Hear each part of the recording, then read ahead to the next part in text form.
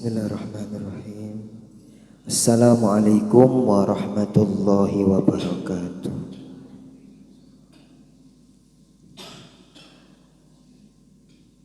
Alhamdulillahirabbil alamin. Wassalatu wassalamu ala nabiyyina Muhammadin wa ala alihi wa ashabihi wa man sara ala nahjihi wastanna bisunnatihi wahtada bihadihi ila yaumiddin.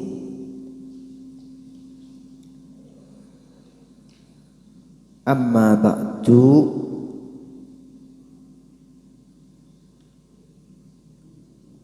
para jamaah yang diberkahi oleh Allah,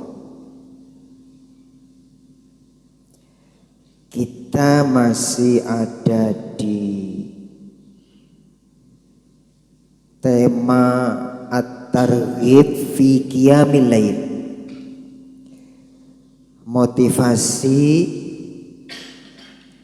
qiyamul lail. Terakhir kita membicarakan tentang Abu Hurairah. Bagaimana Abu Hurairah yang meriwayatkan hadis tentang fadilah qiyamul lail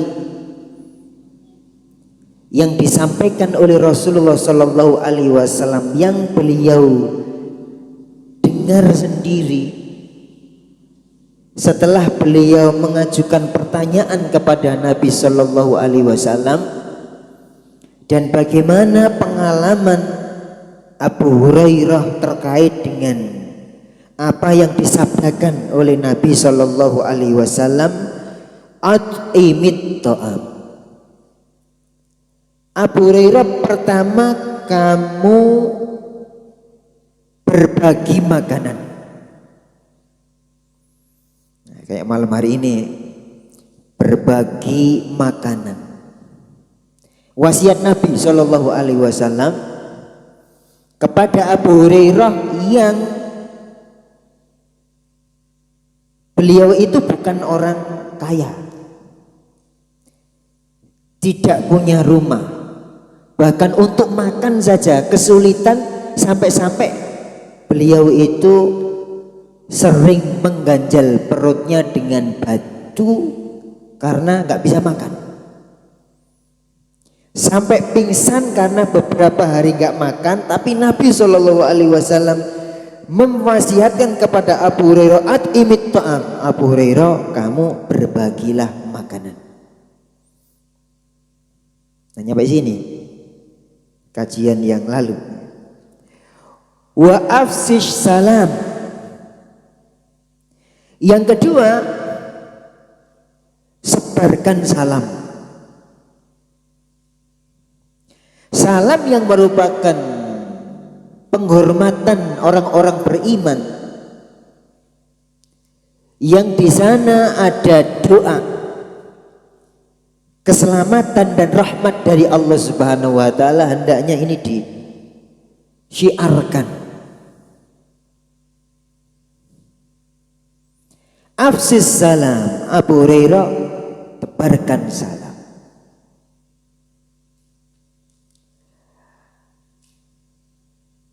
La tadkhulul jannata hatta tu'minu. Jadi dari salam itu nanti ujung-ujungnya surga.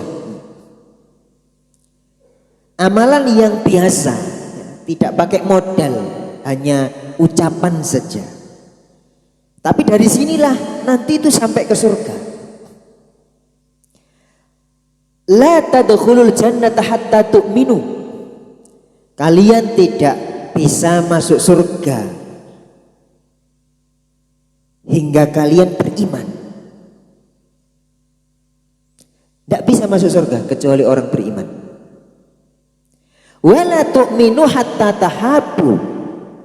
Dan iman itu tidak sempurna kecuali kalian sesama mukmin itu saling mencintai.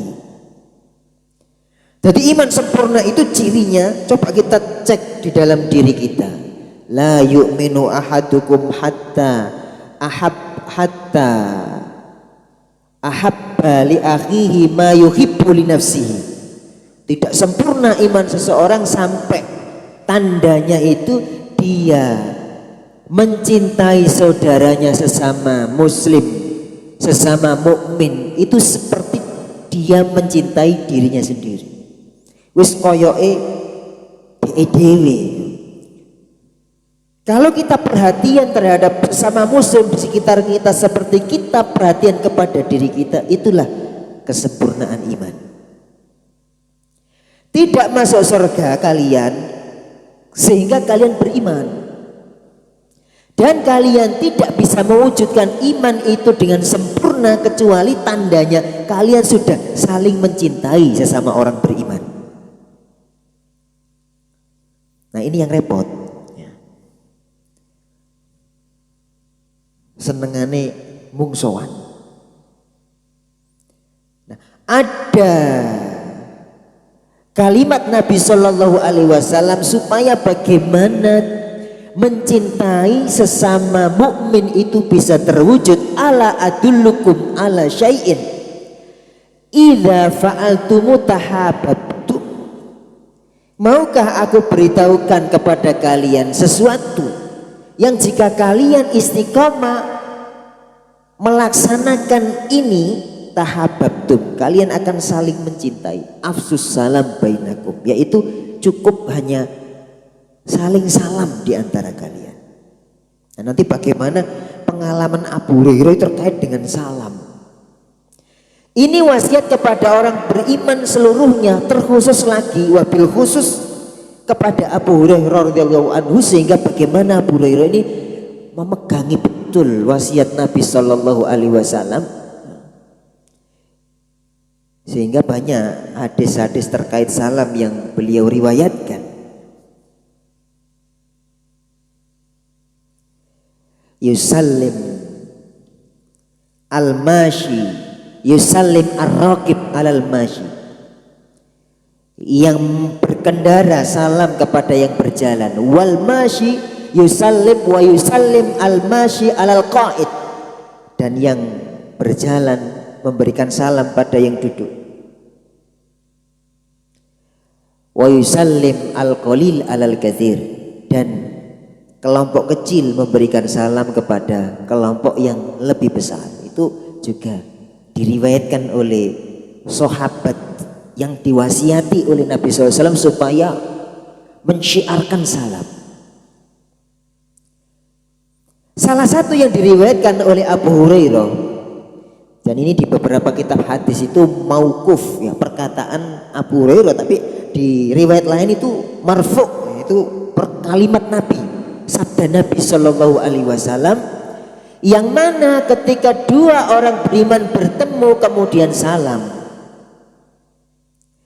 kemudian dua orang ini berjalan terus ketemu pohon di tengah jalan, gak bisa lewat ya, hanya bisa dilewati dari samping kanan dan samping kiri. Kalau dilewati berdua gak bisa, jalannya sempit, sehingga yang satu harus lewat kiri, satu harus lewat kanan. Sampai seperti ini syiar salam itu, ketika dua orang ini dipisahkan oleh pohon hanya hitungan detik, itu ketika bertemu kembali setelah dipisahkan oleh pohon tadi itu disunnahkan untuk salam kembali.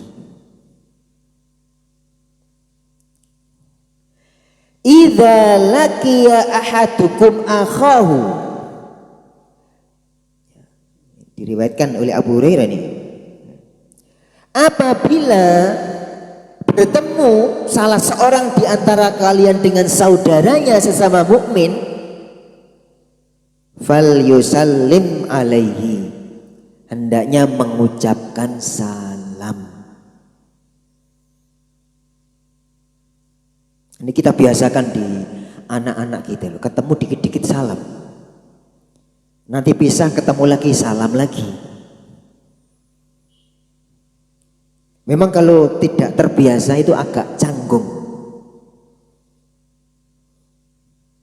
Ketemu tetangga itu ya paling ya biasa nyapa ya.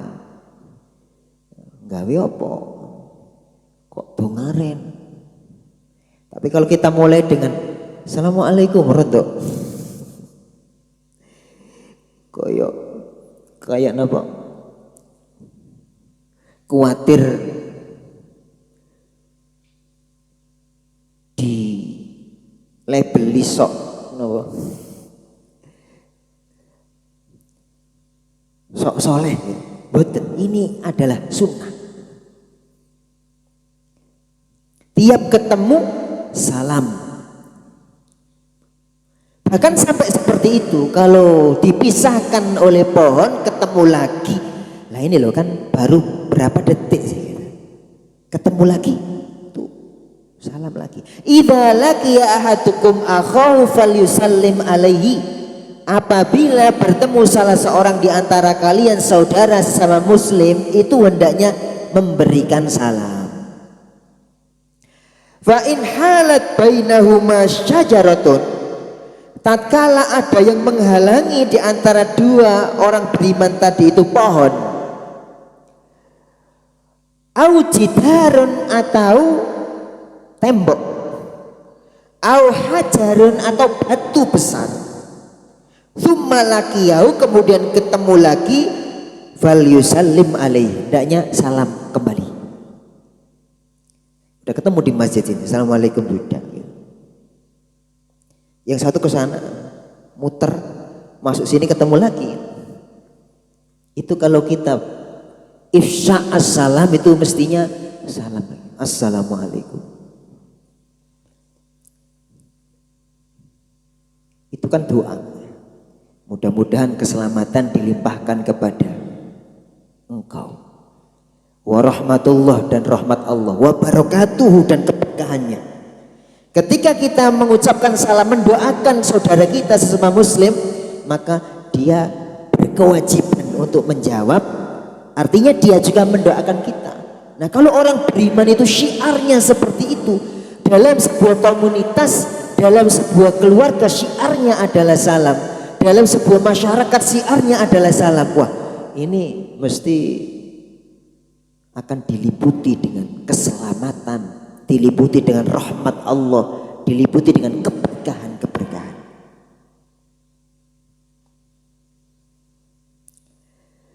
At'imit ta'am, Abu Hurairah berbagi makanan. Wa afsis salam, Abu Hurairah engkau syiarkan salam. Wasilul arham, dan engkau Abu Hurairah sambunglah tali silaturahim. Menyambung tali silaturahim.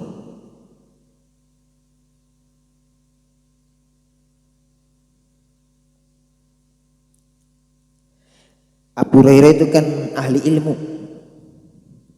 Di majelis beliau itu suka nanya gini, siapa di antara kalian yang putus hubungan sama keluarganya, hendaklah meninggalkan majelis saya. Karena ini wasiat yang diberikan Rasul kepada Abu Hurairah. Abu Hurairah tidak mau memutus silaturahim, dan Abu Hurairah tidak ingin orang-orang di sekitarnya itu orang-orang yang memutus silaturahim. Siapa di antara kalian yang sekarang ini lagi putus silaturahim sama keluarganya, hendaknya dia meninggalkan majelis saya. Yuharris man qata'a rahimahu. Abu Hurairah itu ya menanyakan di dalam majelisnya itu hingga salah tamarrot 3 kali. Waktu itu ada yang berdiri satu, saya ya wahai Abu Hurairah, kenapa kau? Saya sudah beberapa hari ini tidak saling menyapa dengan amatahu, dengan pipinya. Saya dengan pipi saya sudah nggak saling nyapa. pergilah kamu ke rumah bibimu, sambunglah tali silaturahim kalian. Akhirnya dia ke rumah bibinya, kemudian mengucapkan salam. Bibinya menjawab. Terus bibinya bertanya, kenapa kamu beberapa hari ini kok sepertinya ya menghindar dari aku dan tidak memberikan salam kepadaku?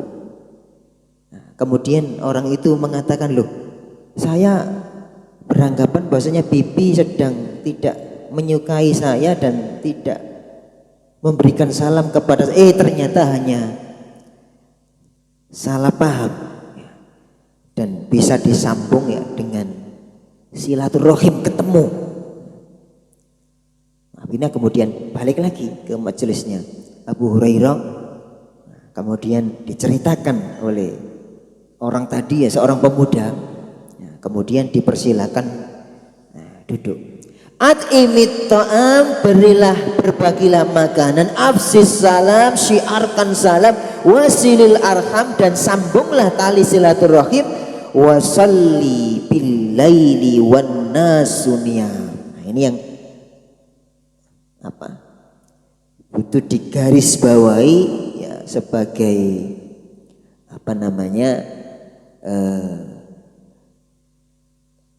Mempertegas ya, tema at-targhib fi qiyamil lail ya, tentang qiyamul lail. Wasalli bil laili wan nasu niyam, dan engkau wahai Abu Hurairah salatlah malam, salat malamo. Wan nasu niyam, tatkala orang-orang sedang tidur.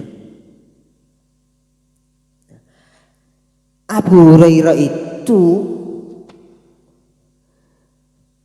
diberi wasiat oleh Nabi sholat malam tatkala orang-orang tidur. Kemudian di hadis lain dia juga diberi wasiat oleh Nabi Shallallahu Alaihi Wasallam supaya tidak lupa mengerjakan sholat witir sebelum tidur. Berarti ini beda ini. Ausani khalili bithalas la ada'ahunna hatta amut. Ausani khalili bithalas, kekasihku Nabi Shallallahu Alaihi Wasallam memberikan wasiat kepadaku 3 hal. Siyamu thalatha ayyamin kulli syahr. Nomor 1, puasa 3 hari setiap bulan. Dalam bulan Qamariyah itu 3 hari puasa. Tanggal berapa saja bebas. Apakah itu bukan ayyamul bid lebih bagus? Kalau bisa di ayyamul bid lebih afdal. Tapi kalau nggak bisa di mana saja, yang penting dalam 1 bulan itu 3 hari berturut-turut atau diseling-seling tidak masalah. Siyamu thalatha ayyam min kulli syahr, puasa 3 hari dalam 1 bulan. Wa rak'atai duha, kemudian kerjakan sholat duha 2 rakaat.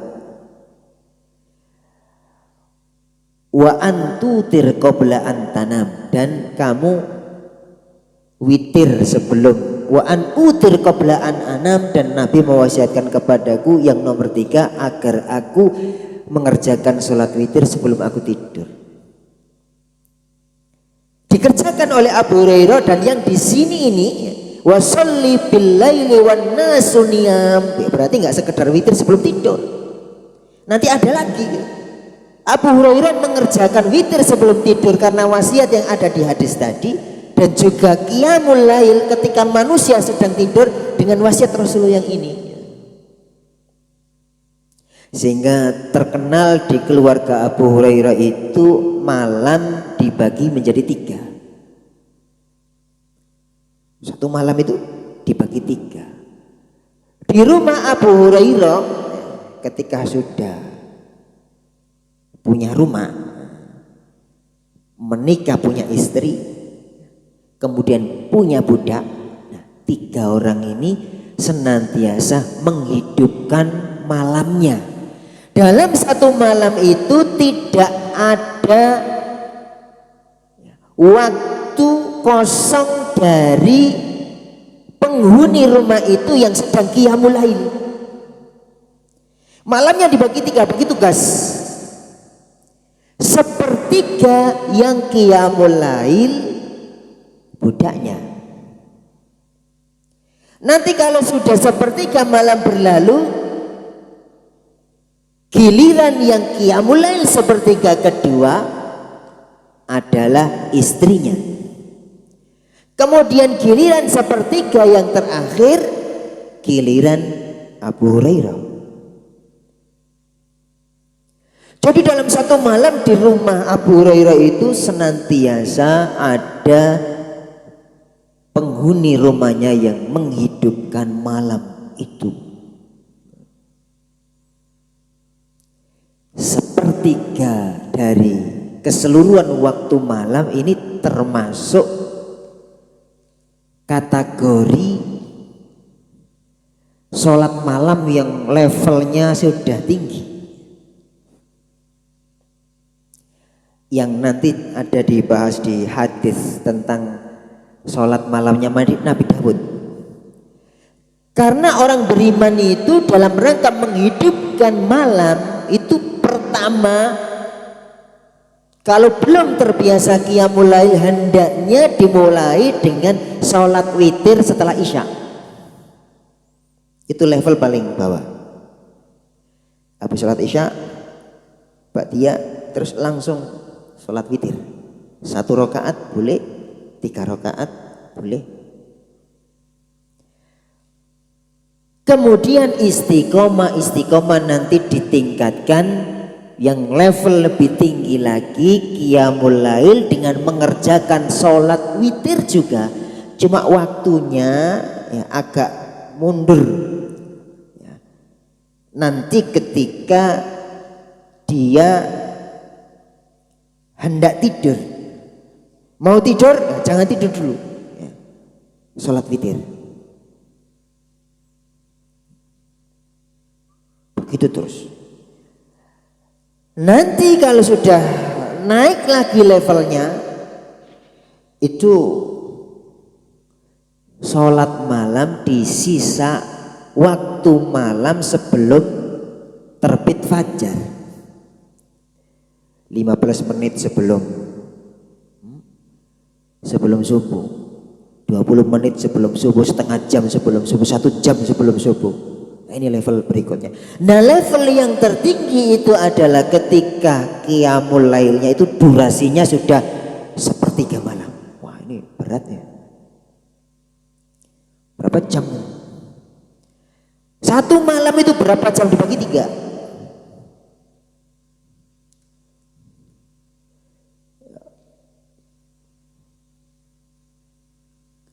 Satu malam itu berapa jam? 10 ada.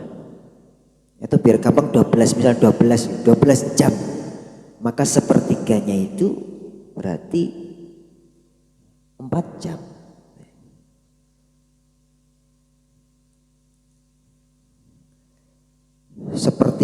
Seperduanya untuk tidur, kemudian bangun, sholat sepertiganya, durasinya sekitar 4 jam.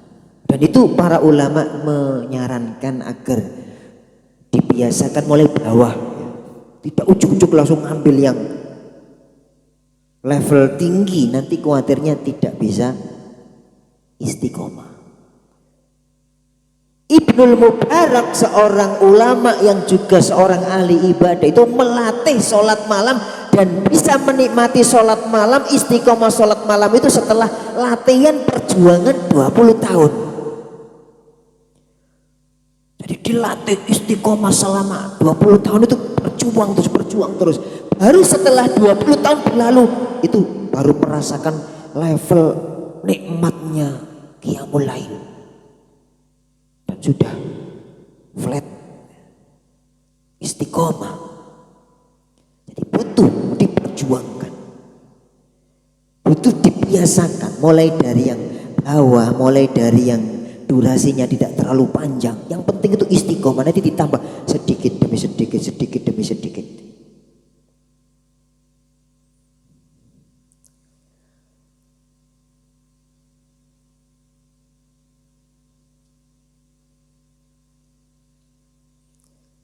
Jamaah yang dimuliakan oleh Allah.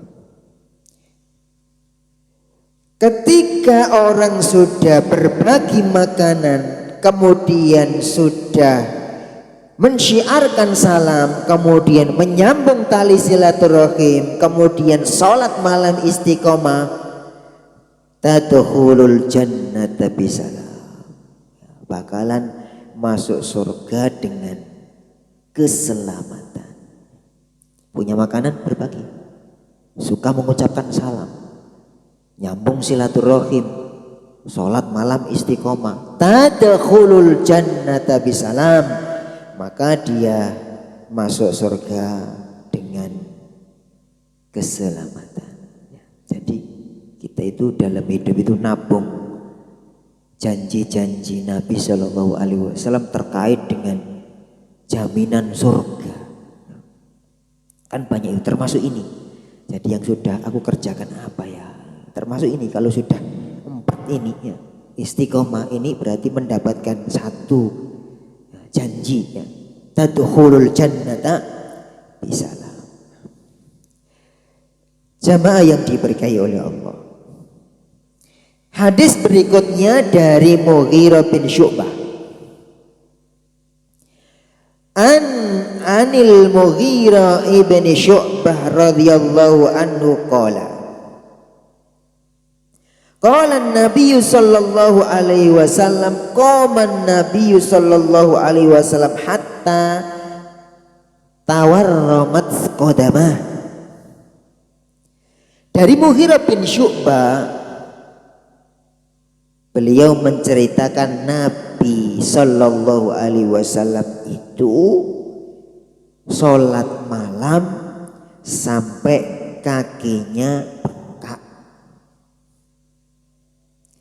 bengkak akibat terlalu lama berdiri sholat malam. Masya Allah. Bagaimana enggak lama berdiri beliau sallallahu alaihi wasallam.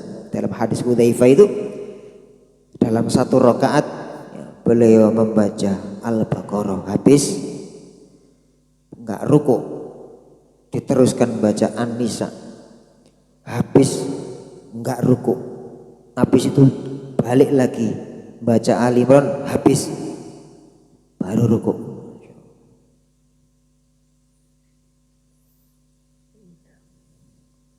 Qama Nabi sallallahu alaihi wasallam hatta tawarramat qadamah. Nabi berdiri salat malam itu sampai kaki beliau bengkak. Faqila lahu qad ghafarallahu laka ma taqaddama min dzambika wa ma ta'akhkhar. Ya Rasulullah, engkau kan sudah diampuni dosa-dosa engkau oleh Allah Subhanahu wa taala, baik dosa yang telah lalu ataupun yang akan datang. Tapi sholat sampai seperti ini, qala afala akunu abdan syakura. Jadi beribadah hingga sampai membekas di fisik beliau sallallahu alaihi wasallam, kaki beliau bengkak, itu kan berarti banyak ibadah karena ya, bisa jadi takut dosa, takut masuk neraka. Sehingga para sahabat heran karena hadis seperti ini enggak hanya diriwayatkan dari Mughirah bin Syu'bah saja, banyak riwayatnya dari sahabat-sahabat yang lain. Ya Rasulullah, engkau beribadah seperti ini padahal dosa-dosa engkau telah diampuni oleh Allah Subhanahu wa taala, baik yang telah lalu maupun yang akan datang kalaulah terjadi. Jika terjadi, maka Rasulullah mengatakan afala akunu abdan syakura. Aku ingin syukur sama Allah. Sehingga orang semakin mendapatkan banyak kenikmatan dari Allah Subhanahu wa taala, mestinya itu semakin banyak ibadahnya kepada Allah. salah satu riwayat hadis yang serupa dengan ini itu para sahabat Nabi Shallallahu Alaihi Wasallam datang ke rumah Ummul Mukminin Aisyah radhiyallahu anha, ya Umma Abdillah, hadithina bi a'jabi amalin ra'aitihi min Rasulillah sallallahu alaihi wasallam. Para sahabat datang ke rumah Ummul Mukminin Aisyah radhiyallahu anha kemudian menanyakan, apa yang engkau lihat dari ibadahnya Nabi sallallahu alaihi wasallam?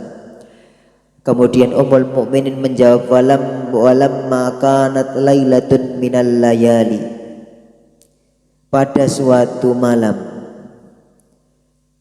qala Rasulullah sallallahu alaihi wasallam, Rasulullah mengatakan kepadaku,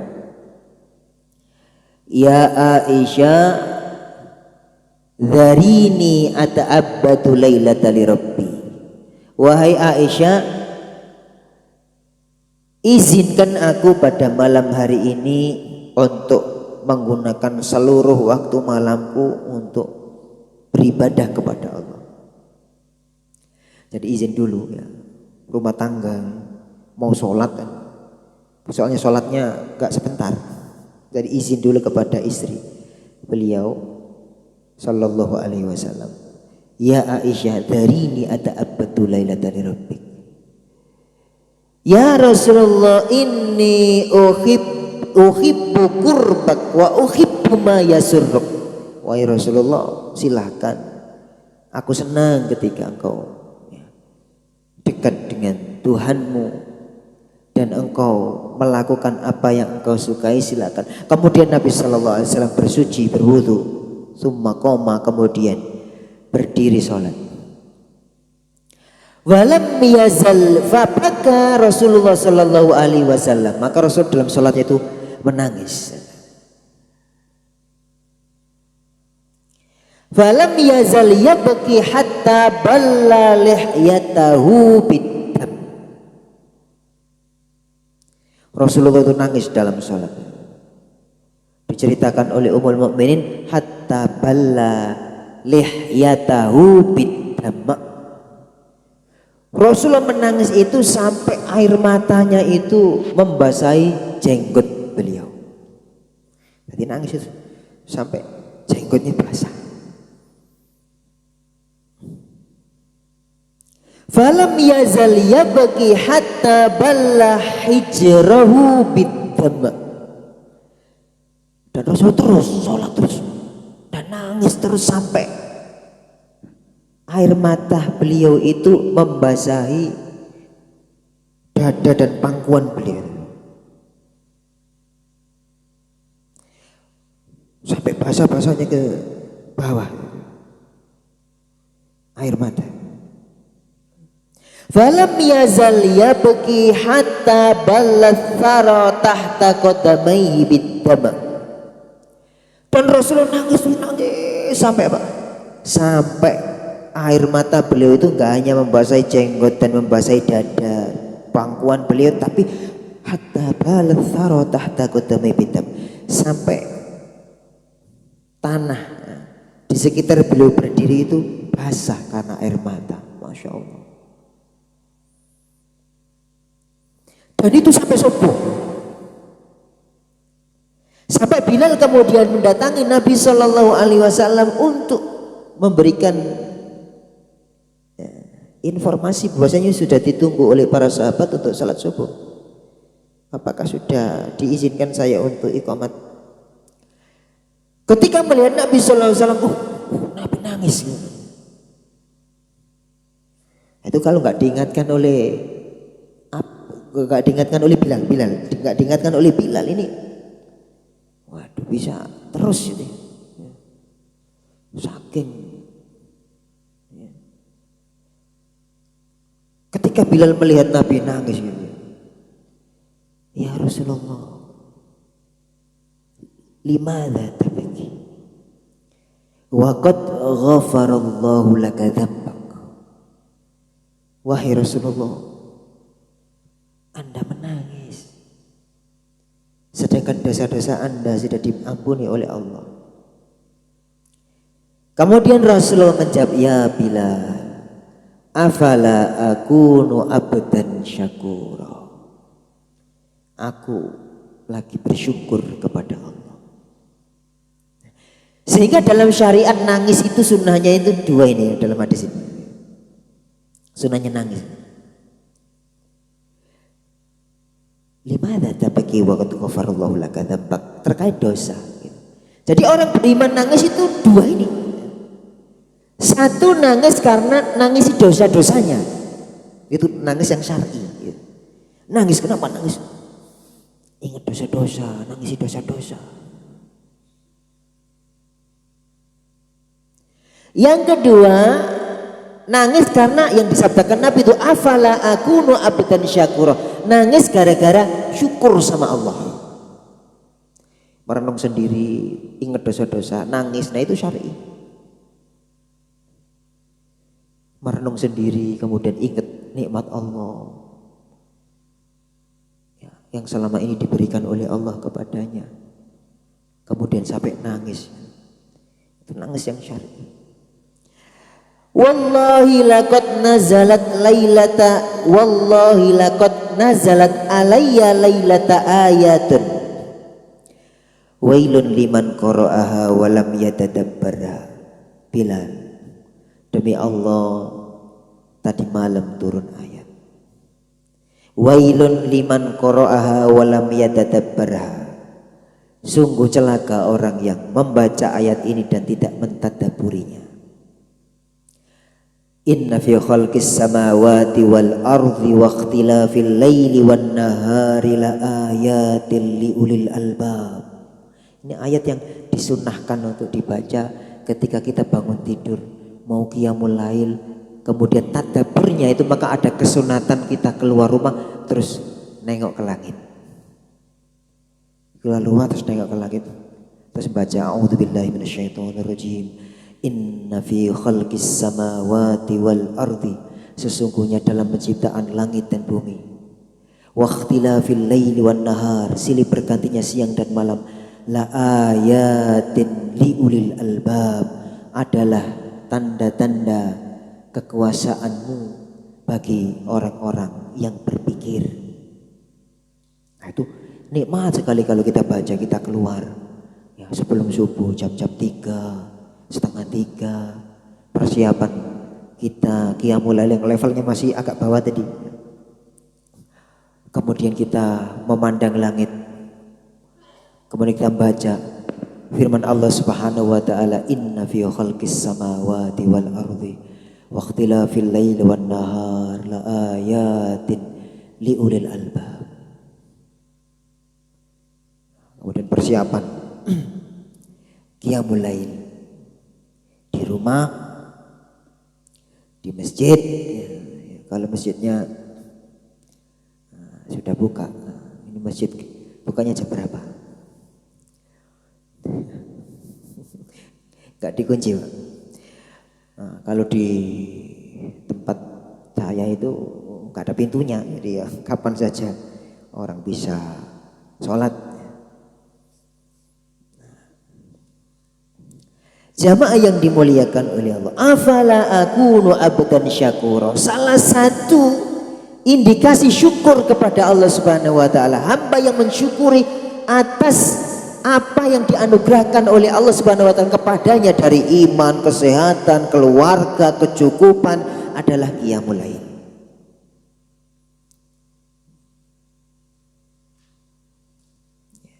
Qiyamul lail karena syukur kepada Allah. Masih begini-begini aja yang disyukuri yang mana? Gak ada nikmat Allah yang kecil. Nikmat Allah semuanya besar. Justru dengan itu kemudian kita qiyamul lail dalam rangka syukur, nah itu akan ditambah oleh Allah, ditambah oleh Allah. Afala akunu abdan syakura, aku ingin menjadi hamba Allah yang bersyukur. Qiyamul lail, kemudian mendekati subuh, nah, stop. Untuk apa? Setelah kita tutup dengan witir, ya mendekati subuh kita memperbanyak istighfar. Wabil asharihum yastaghfirun. Orang bertakwa itu ketika waktu sahar itu banyak beristighfar. Jadi memang istighfar itu waktunya ya kapan saja, di mana saja. Tetapi ada waktu spesial, waktu khusus di mana istighfar itu memang menjadi sesuatu yang sangat-sangat afdol. Di mana waktunya? Sebelum subuh. Setelah qiyamul lail, entah itu 5 menit sebelum subuh, 7 menit sebelum subuh, astagfirullah wa atubu ilaih, astagfirullah wa atubu ilaih, astagfirullah.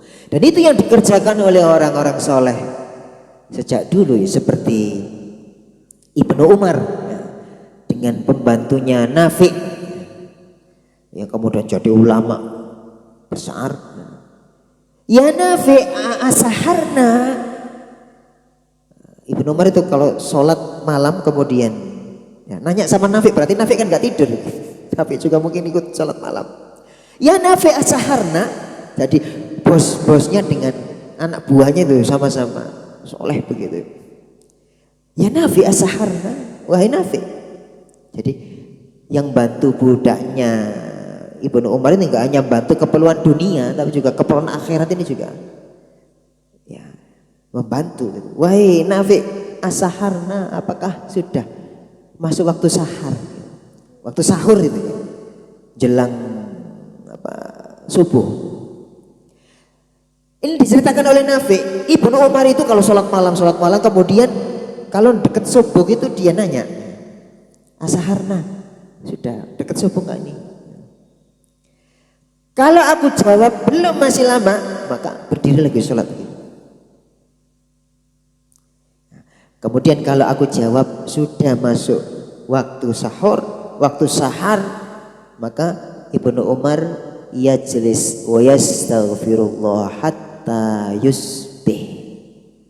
Ibnu Umar kemudian duduk dan astagfirullah, astagfirullah, astagfirullah wa atubu ilaih sampai adzan subuh. Dan itu memang kenangan Ibnu Umar sendiri. Karena Ibnu Umar waktu masih muda, masih remaja dulu itu pernah ngitung istighfarnya Nabi. Diceritakan di hadis dengan ya inna kunna lana uttul istighfari Rasulillah sallallahu alaihi wasallam fi majlisin wahid mi'ata marrah rabbighfirli wa tub alayya innaka antat tawwabur rahim. Aku pernah, kata Ibnu Umar, pernah ngitung Nabi SAW istighfar itu. Rabbi firli wa tub alayya innaka antat tawwabur rahim. Rabbi firli wa tub alayya innaka antat tawwabur rahim. Itu 100 kali. Jadi qiyamul lail kemudian ditutup dengan witir kalau belum witir. Kalau sudah witir setelah isya atau sudah witir sebelum tidur, ya ini sudah enggak witir lagi. Tinggal 2 rakaat genap. Karena witirnya sudah didahulukan. Meskipun yang paling afdol itu witirnya di belakang, ya, tapi tidak wajib seperti itu. Witirnya bisa didahulukan. Karena khawatir nggak bangun gitu. Jadi misalnya lagi capek lagi apa, wah kok khawatir gak bangun qiyamul lail, sholat witir sebelum tidur.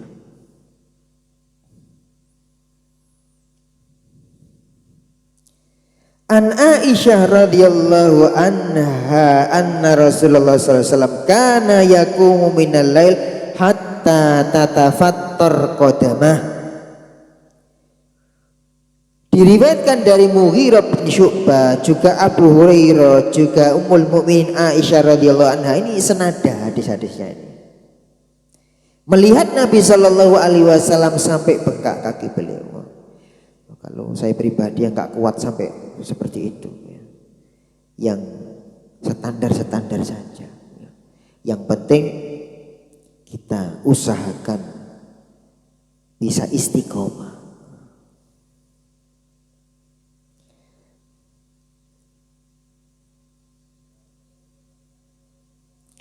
Nah ini sudah salat isya ya. Sudah adzan isya. Kita cukupkan sampai di sini. Insya Allah kita akan lanjutkan di kajian yang akan datang insyaallah. Subhanakallah bihamdika asyhadu an la ilaha illa anta astaghfiruka wa atubu ilaik. Assalamualaikum warahmatullahi wabarakatuh.